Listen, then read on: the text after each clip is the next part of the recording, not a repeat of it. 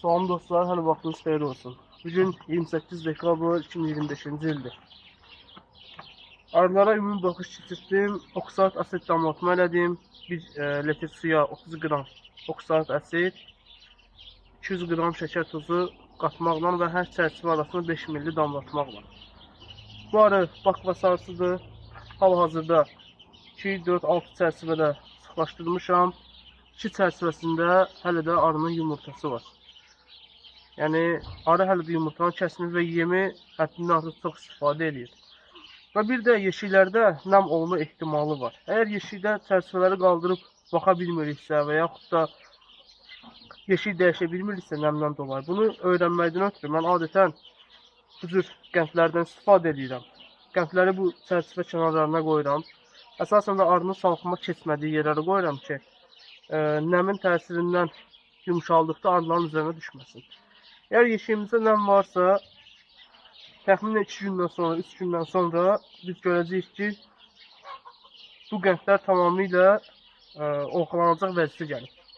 Bundan böyük qəndlər var, yəni kəllə qəndlər. Onlardan qoysaq daha yaxşı olar, daha nəmi özünü çəkə bilər.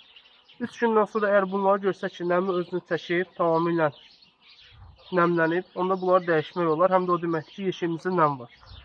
Mən niyə görə bu arıdan şübhələnirəm nəm olduğuna görə? Çünki bu vaxtda arıda yumurta olursa, nəm olma ehtimalı böyükdür. Yəni yumurta atdıqda arı içəridə temperaturu yüksəltməlidir.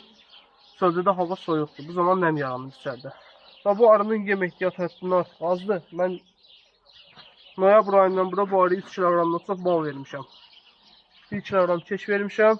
Arının hələ də salxıma keçəcəyi, yəni yumurta olan çərçivələrin üzərində demək olar ki, bal yoxdur. Bu cür şanlı bal almışam. Bu cür verəcəm. Çünki indiki dövrdə arıya şərbət vermək və yaxud da başqa nəsə vermək biraz arıya mənfi təsir göstərir. Bu şəkil ağzı aşağı çevirəcəm. Arılar girib içərisin rahat-rahat yiyə bilsinlər.